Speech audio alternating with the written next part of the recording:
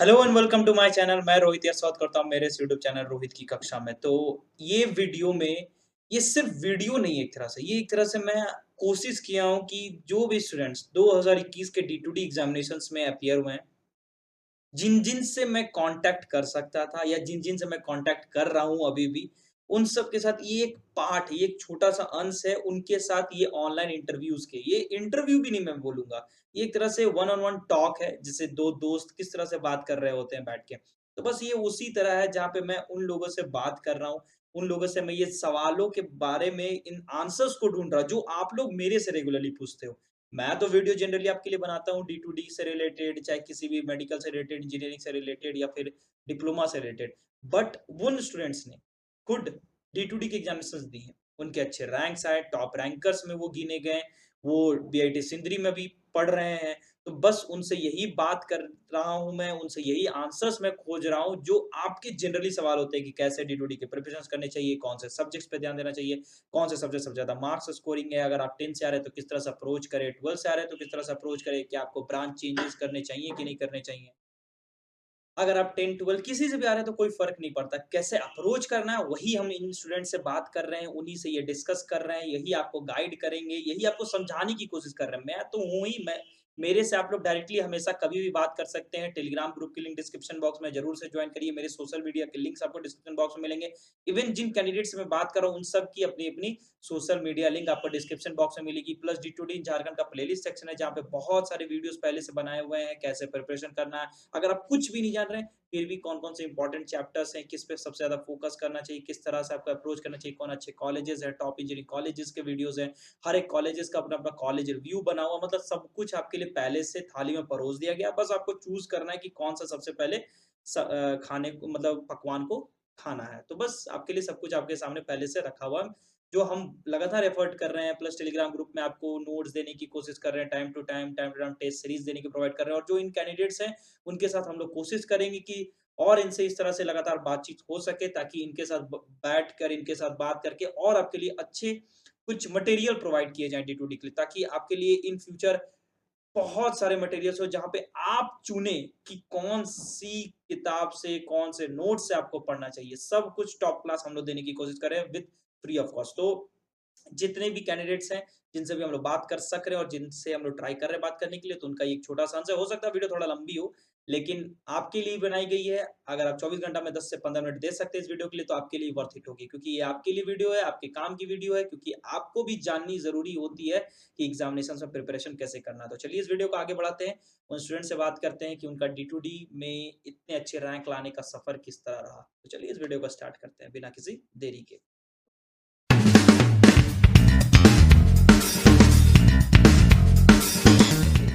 हाय हाय अभिषेक, कैसे हो? हाँ सर, ठीक है।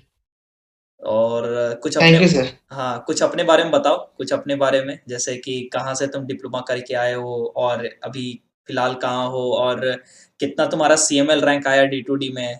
तो बताओ कुछ अपने बारे में, वहाँ डिप्लोमा में तुम्हारा ब्रांचेस क्या रहे हैं, ऐसा कुछ? Yes, I am Abhishek Nissan. I secured CML rank 22 in D2D 2021 exam. Currently, I am pursuing my BTech in electrical engineering from BIT Sindri. I have completed my diploma in electrical engineering from GP Dhanbad in 2021. मतलब अभी तुम्हारा BIT Sindri में तुमने BTech में वही same branch लिया या तुमने कोई ब्रांच चेंजेस किए हैं? Sir, same branch है, same branch. अच्छा, इलेक्ट्रिकल इंजीनियरिंग। और हाँ, मतलब जैसे जो जनरली हम लोग भी अपना डिप्लोमा कॉलेज में दोस्तों के साथ बैठ के इकट्ठा करते हैं और फर्स्ट ईयर तो नॉर्मली कुछ बहुत लोग चिल ही करते हैं, मतलब आराम से दोस्तों के साथ मिलना जुलना, एक बॉन्ड पहले क्रिएट करना। उसके बाद सेकंड ईयर से लोग अपने अपने करियर्स की ओर देखते हैं कि हमें हायर एजुकेशन में जाना है कि नहीं जाना है, या बहुत ऐसे लोग होते हैं जो डिप्लोमा के बाद जनरल कंपटीशन की तैयारी करने के लिए जुट जाते हैं। तुम डिप्लोमा में 10th के बाद आए हो या तुमने 12th किया है डिप्लोमा आने से पहले? सर, मैंने 10th के बाद ही ये डिप्लोमा में एडमिशन लिया। मेरा मेरा 10th था ये 2017 में मैंने 10 पास किया है और मेरा डिप्लोमा का सेशन था ये 18-21। अच्छा, तो मैं ये पूछना चाहता हूँ कि तुमने यार फर्स्ट अटेम्प्ट में D2D दिया, तुमने 22 रैंक CML रैंक स्कोर किया और ऊपर से तुमने 10 से आया, तो तुम्हारा क्या अप्रोच था? किस तरह से तुमने अपनी पढ़ाई को मतलब सेटअप किया? क्योंकि तुम ऑब्वियस सी बात है कि 11th-12th का सिलेबस होता है D2D में, जहाँ पे 11th-12th के मैथ्स, फिजिक्स, केमिस्ट्री के सवाल पूछे जाते हैं, तो तुमने किस तरह से पढ़ाई किया? तुम्हारा फेवरेट सब्जेक्ट क्या था, या सबसे ज्यादा मार्क्स स्कोरिंग सब्जेक्ट कौन सा था, या तुम कुछ अपने जूनियर्स जो इस साल देंगे या आगे आने वाले सालों में देंगे उनके लिए बता सको कुछ इंपॉर्टेंट चैप्टर्स, वो किस तरह से अप्रोच करें पढ़ाई के और D2D प्रिपरेशन की ओर, अगर कुछ नहीं भी पढ़ा हो तो, क्योंकि बहुत ऐसे स्टूडेंट है जो 10th के बाद आते हैं, तो उसके बारे में कुछ बताओ, कुछ पर्सनल एक्सपीरियंस। तो मैं 10th वालों को बोलूंगा कि फर्स्ट ईयर में जो फर्स्ट सेमेस्टर और सेकंड सेमेस्टर जो सिलेबस होता है, वो मतलब बहुत ही ये 11th-12th का ही ये सिलेबस रहता है। कुछ एडिशन हम लोग का ये 11th-12th में सिलेबस आ जाता है। तो यही कि आप फर्स्ट ईयर में अपना सेमेस्टर को पूरी अच्छी तरीके से तैयारी कीजिए। और जैसे कि अगर आप पिछले 2-3 साल का पेपर को एनालाइज कीजिएगा, तो मैथ्स के कुछ चैप्टर है जिसका बहुत ही ज्यादा वेटेज है, जैसे कि डिफरेंशिएशन, इंटीग्रेशन, वेक्टर अलजेब्रा से बहुत ही ज्यादा क्वेश्चन आते हैं। तो मैंने बस उसी मतलब उस चैप्टर को ज्यादा टाइम दे के मैंने तैयारी किया था उसे। और फिजिक्स में भी आपका ये है, इलेक्ट्रोस्टैटिक है, करंट, इलेक्ट्रिसिटी, मैग्नेटिज्म, ये सब का वेटेज बहुत ज्यादा है। तो अगर आप इस सब चैप्टर को थोड़ा सा अच्छी तरीके से तैयारी करेंगे, तो ये तो मतलब नंबर इसमें आता है। हाँ, मैंने भी जस्ट 2 दिन पहले ही एक वीडियो रिकॉर्ड किया है। जिस दिन हम लोग ये रिकॉर्डिंग कर रहे हैं, हाँ, आज का डेट तो 2 मार्च है। वैसे जी पता नहीं ये वीडियो किस दिन रिलीज़ होगी। हम लोग कोशिश करेंगे कि होली से पहले ये वीडियो रिलीज़ हो जाए।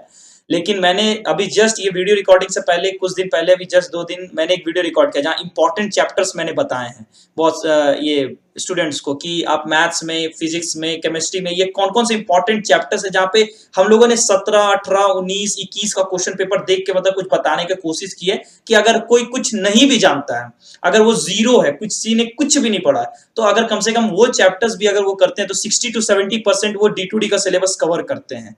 जैसे जैसे तुमने बताया अभी, इंटीग्रेशन, डिफरेंशिएशन, उनके एप्लीकेशंस, वेक्टर्स हो, मैट्रिक्स हो, डिटर्मिनेंट्स हो, प्रोबेबिलिटी हो, फिर तुम्हारा सेट्स, रिलेशन, फंक्शंस, ये सब से सवाल, बाइनोमियल से आया था 2021 में सवाल, सीक्वेंस सीरीज से सवाल देखने को हमें मिले थे। तो ये सब चीजें हो गई। तुम्हारा फेवरेट सब्जेक्ट क्या रहा? तुमने किस सब्जेक्ट पे सबसे ज्यादा फोकस किया? मेरा तो फेवरेट से मैथ्स ही था। क्योंकि मैथ्स में देखिए, अगर आप थोड़ा सा ये एनसीईआरटी को बना लेते हैं, तो मैथ्स में तो नंबर आना ये श्योर ही है। ठीक है। फिजिक्स ये सब क्या है कि अगर आप थ्योरी पढ़ लिए, उसके बेस्ड न्यूमेरिकल अगर हर एक कॉन्सेप्ट से 4-5 बना लिए, तो इसमें भी आपका नंबर आ जाएगा। देखिए, हाँ, पीआईटी में जाने के लिए 50+ लाना थोड़ा इम्पोर्टेंट है। हाँ, उस हिसाब से अगर अपना मैंने भी जैसे D2D झारखंड की, जब D2D के ऊपर वीडियोस बनाना शुरू किया था, तभी मैंने प्लेलिस्ट सेक्शन में वो जो 1, 2, 3, 4, 5 पार्ट्स मैंने जो बना के रखा है, सब में मैंने, और आज तक जो भी मैंने D2D के लिए वीडियो बनाया है, और जो भी स्टूडेंट्स आज भी पूछते हैं, मैं उनको यही बोलता हूँ कि आप 50+ स्कोर करने की और तो एकदम श्योर शॉट देखना ही पड़ेगा। 50 से नीचे आप रहेंगे तो रिस्की चांस है कि आपको मिलेगा कि नहीं मिलेगा, लेकिन अगर 50 से प्लस जाते हैं तो अपने आप को आप एक सेफेस्ट जोन में डाल देते हैं, जहां पे आपको सीट्स मिलना करीबन तय ही रहता है, चाहे फर्स्ट राउंड में मिले चाहे सेकंड राउंड में मिले काउंसलिंग के। हाँ सर, अभी तो ये पिछले 2 साल से देख रहे हैं कि ब्रांच चेंज का भी ऑप्शन है। तो अगर आप रैंक अच्छा लाते हैं तो आप ब्रांच चेंज भी कर सकते हैं। वैसे मेरे कुछ फ्रेंड, हाँ, वैसे मैं तुमसे एक सवाल पूछना चाहूंगा कि तुम्हारे नजर में योर्स पर्सपेक्टिव, कि ब्रांच चेंज करना सही है या गलत है तुम्हारे नजर में, तुम्हारा पर्सनल ओपिनियन। मेरे ओपिनियन में तो सर ये ठीक नहीं है। काहे कि देखिए, हम 3 साल पढ़े हैं इलेक्ट्रिकल, ठीक है। तो मेरा जितना भी कोर पेपर है तो मेरा तो तैयार ही हो गया है। जैसे इलेक्ट्रिकल में आपका मशीन है, नेटवर्क है, पावर सिस्टम है, ये सब मेरा थोड़ा अच्छी तरीके से तैयार हो गया। अगर मेरा बीटेक में भी तो ये थोड़ा सा ये हद तक मतलब सेम ही रहता है। और अभी क्या है कि मान लेते हैं जेई का जो भी ये पोस्ट निकलता है, हम उसमें अप्लाई कर सकते हैं। तो फ्यूचर के लिए बहुत ही अच्छा। अगर आप ब्रांच चेंज कर लेते हैं, तो जब आप ये मान लेते बीटेक कंप्लीट होगा, तो आप तो सिर्फ या तो डिप्लोमा तो आप छोड़ ही दीजिए, मान लेते वो मतलब वेस्ट चला जाता अच्छा। अगर आप दूसरा ब्रांच चेंज करते तो। हाँ, क्योंकि अगर मेरे हिसाब से, क्योंकि अगर आप डायरेक्टली थर्ड सेमेस्टर पे आते हैं जहाँ पे एकदम कोर पेपर्स आपको पढ़ने हैं, तो अगर आपने उन पेपर्स जो आप जिस चीज के लिए ब्रांच चेंज कर रहे हैं, अगर उन पेपर्स को आपने कभी अपने लाइफ टाइम में नहीं पढ़ा, तो आपके लिए एक बैगेज होता है, मतलब हार्ड लगेगा एक तरह से कि आपको तुरंत आके बहुत डीप पेपर्स, एकदम कोर ब्रांच के पेपर पढ़ने पड़ेंगे थर्ड सेमेस्टर में बीटेक में आते ही। तो ठीक है, सबकी अपनी अपनी राय होती है, सबकी अपनी अपनी मेरा तो केमिस्ट्री हम उतना ज्यादा तैयारी नहीं किए थे, हम मेन फोकस था कि मेरा मैथ्स और फिजिक्स। केमिस्ट्री में पहला ये 2-3 चैप्टर जैसे मेरा ये केमिकल काइनेटिक्स हो गया या इलेक्ट्रोकेमिस्ट्री या एटॉमिक स्ट्रक्चर, ये मैंने 4-5 ही चैप्टर किया था केमिस्ट्री में। अच्छा। अगर आप केमिस्ट्री आपका अच्छा है तो आप कर सकते हैं। ऐसे तो मेरा मैथ्स ये अच्छा, enough था। और जैसे फिजिक्स में कुछ इंपॉर्टेंट चैप्टर्स तुम ऐसे अगर कुछ बताना चाहो तो व्यूअर्स को, कुछ जो भी देख रहे हो। देखिए फिजिक्स में बोलूंगा तो जो क्लास 12 का ये जो इलेक्ट्रोस्टैटिक है या मैग्नेटिज्म या करंट इलेक्ट्रिसिटी है, अगर ये सब आप कर लेते हैं, जैसे आपका ये रे ऑप्टिक्स हो गया है, मॉडर्न फिजिक्स में आपका ये सेमीकंडक्टर है और ये एटम है, न्यूक्लियाई है, अगर ये सब कर लेते हैं तो ये तो फिजिक्स में ही आपका 30+ ये तो आ मैं भी सकता बोलूँगा है। कि तुम अपने जूनियर्स को सजेस्ट करो कि टेलीग्राम ग्रुप में वो हमारे जुड़ के रहें, जिसका मतलब लिंक हमने डिस्क्रिप्शन बॉक्स में प्रोवाइड करके रखा है इस वीडियो के। और हम आगे भी test series free of cost देने की कोशिश कर रहे हैं, ताकि एक अच्छे लेवल पे आप तैयारी कर सके, एक मॉडरेट लेवल का क्वेश्चन बना के। तो हम लोग कोशिश कर ही रहे हैं उस चीज़ पे, और देखते हैं कि, और उम्मीद करते हैं कि तुम भी इस चीज़ में हम लोगों का हेल्प करोगे, क्योंकि आप लोग रियली में फर्स्ट अटेम्प्ट में आप लोगों ने इतना अच्छा मार्क्स लाया। तो देखते हैं कि कितना दूर तक हम लोग इस तरह से हेल्प प्रोवाइड कर सकते हैं जूनियर्स को। वैसे मेरा एक सवाल ये है कि ऑब्वियस सी बात है कि तुमने डी टू डी का प्रिपरेशन कर रहा होगा, ठीक है, तुमने कर रही, मतलब किया ही है, और उसी वक्त सेमेस्टर एग्जामिनेशंस भी चल रहे थे। तो तुमने कैसे मतलब मैनेज किया अपने सेमेस्टर एग्जामिनेशंस को, क्योंकि 6 सेमेस्टर भी देना ही है, ऑब्वियस सी बात है। बाकी तो मेरे ख्याल से 1-2 सेमेस्टर्स हम लोग सब कोई प्रमोट हुए हैं कोविड के टाइम में। तो कैसे तुमने अपने 6 सेमेस्टर्स के पढ़ाई, और उसी के आसपास डी टू डी भी हुआ, मैंने देखा ये डेट, उसी के आसपास डी टू डी एग्जामिनेशंस भी हुए। तो तुमने कैसे मैनेज किया वो एग्जामिनेशंस और सेमेस्टर्स और डी टू डी को? देखिए सर, पहला तो ये डी का जो एग्जाम था 2020 में जिस तरह ये क्या मेरिट बेसिस पे हो गया, तो 21 में भी मतलब ये था कि 50-50 की मेरिट में भी हो सकता है और एग्जाम भी हो सकता है। हाँ, क्योंकि कभी लेकिन कभी एग्जामिनेशंस पोस्टपोन्ड हो रहे थे, कभी लग रहा था होगा कि नहीं होगा, कभी मतलब कंफ्यूजन्स थे, डायलामा में स्टूडेंट्स थे वहां पे, मैंने भी देखा था।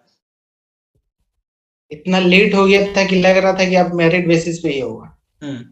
तो मेरा तो लेकिन तैयारी था, हम ये मेरा मतलब पर्सनली था कि तैयारी करना है, मतलब मेरिट बेसिस पे हो या ना हो।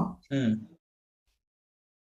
तो जैसे अगर आपका ये 6 सेमेस्टर का ये एग्जाम है, ऑफलाइन ही हो रहा था सभी का, हम्म। तो मेरा ज्यादा फोकस था सेमेस्टर एग्जाम पे उस समय। हम्म। जब एग्जाम का मान लेते हैं अब 1-2 मंथ ये सेमेस्टर एग्जाम को आपको पढ़ना ही होगा, बीच बीच में आप डी का रिवाइज कर सकते हैं। हम्म।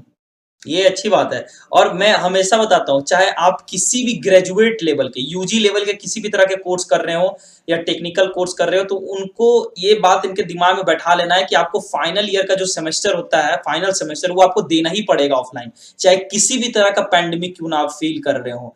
क्योंकि बहुत लोग ये कंफ्यूजन में रहते हैं कि 6 सेमेस्टर भी कहीं प्रमोट हो जाए डिप्लोमा में। बहुत लोग ऐसे होते हैं जो बीटेक में सोचते हैं कि क्या 7 सेमेस्टर भी प्रमोट हो जाए। तो मैं एकदम क्लियरली बोलना चाहता हूँ कि आप फाइनल सेमेस्टर आपको देना ही पड़ेगा, चाहे आप किसी भी स्थिति में हो, क्योंकि फाइनल सेमेस्टर वो लेके ही आग पास होते हैं। तो खैर ये अभी तो तो टाइम कम बचा, अगर आप कुछ भी नहीं पढ़े हैं हम्म। तो देखिए मैं अब तो बोलूंगा कि बेसिक लेवल का ही, जैसे आप 12 का ये स्टार्ट कर दीजिए इलेक्ट्रोस्टैटिक, और जो जो इम्पोर्टेंट चैप्टर है मैं हम्म। तो बोलूंगा कि आप यूट्यूब से अगर लेक्चर से पढ़ते हो तो हम्म। अपना नोट्स बनाइए, हम्म। क्योंकि वो रिवाइज के टाइम बहुत हेल्प करेगा। हम्म। और इम्पोर्टेंट चैप्टर अगर आप कर लेते हैं हम्म। तो बहुत ही ज्यादा चांस हो जाता है हम्म। कि आपका 50+ आ। हम्म। देखिए आप अगर किसी भी ये एग्जाम को दे रहे हैं तो आपका एक रीजन होना चाहिए, ठीक है। जैसे मेरा रीजन था कि मुझे ईएसी में जाना है, डिप्लोमा से तो जा नहीं सकते हैं, हम्म। हम्म। बीटेक करना ही है। हम्म। अब बीटेक का सबसे अच्छा ऑप्शन यहाँ पर जो भी डिप्लोमा कर रहे हैं झारखंड में बीआईटी है। तो एक रीजन होना चाहिए किसी भी एग्जाम को क्रैक करने के लिए, एक रीजन हमारी इस होना बातों से मतलब जो देख रहे हो उनको अच्छा लगे और उम्मीद करते हैं कि ये आखिरी सेशन ना हो मेरा और तुम्हारा। हम लोग उम्मीद करेंगे कि इस तरह से आगे और सेशंस रख सके तुम्हारे साथ, या फिर टेलीग्राम ग्रुप जो हमारा जिसका लिंक डिस्क्रिप्शन बॉक्स में उसके थ्रू वहाँ पे कुछ अगर स्टूडेंट्स इंटरेक्ट करना चाहें तो तुमसे गूगल मीट के थ्रू या जूम के थ्रू इस तरह से मीट रख सके ताकि स्टूडेंट्स तुमसे डायरेक्टली वन ऑन वन सवाल पूछ सके। तो देखते हैं कब तुम्हारे पास कभी कभी फ्री टाइम रहे तो जरूर हम लोग इस तरह का कभी सेशंस रखेंगे। और थैंक यू यार अभिषेक ज्वाइन करने के लिए। थैंक यू, तुमने इतना टाइम निकाला और तुमने अपना पर्सनल एक्सपीरियंस खुद शेयर किया। थैंक्स फॉर ज्वाइनिंग अस। कुछ बोलना चाहो तो तुम जरूर बोल सकते हो। हाँ सर, किसी भी मान लेते एग्जाम के बारे में अगर आप दे रहे तो सर्च तो जरूरी करते। अगर D2D के बारे में अगर यूट्यूब में सर्च करेंगे तो आप ही के चैनल सबसे पहले आता है, तो मुझे उसी से सारा मतलब इन्फॉर्मेशन मिला तो कि वो हाँ क्या पैटर्न है। चलिए, तो हम लोगों का मतलब खुशकिस्मती है कि वो आप लोगों ने ये वो सपोर्ट प्रोवाइड किया ताकि हम लोग उस लेवल पे आ सके, ताकि किसी को समझा सकें अपने तरफ से। तो यही अच्छी बात है। हाँ सर, आपका ये जो टेलीग्राम में जो टेस्ट सीरीज आता था ना उस समय, वो भी बहुत ज्यादा बेनिफिट था मेरे लिए। हम देते थे वो सब टेस्ट सीरीज। हाँ, मैंने देखा है, तुमने बहुत बार एक आध दो बार गूगल फॉर्म में आंसर भी सबमिट किया है, मैंने देखा था कभी कभी अभिषेक नाम से मैंने देखा था, मुझे याद है ये सब चीजें।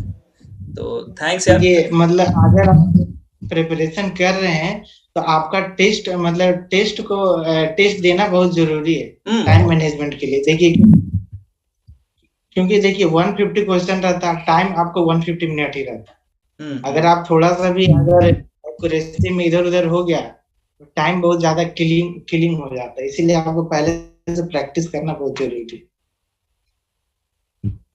तो थैंक्स यार Abhishek, thanks for joining us, thanks अपने ये वैल्यूएबल एडवाइस सजेस्ट किया हमें, और होप सो कि हम लोग का लगातार इस तरह से सेशंस कंटिन्यू रहेंगे।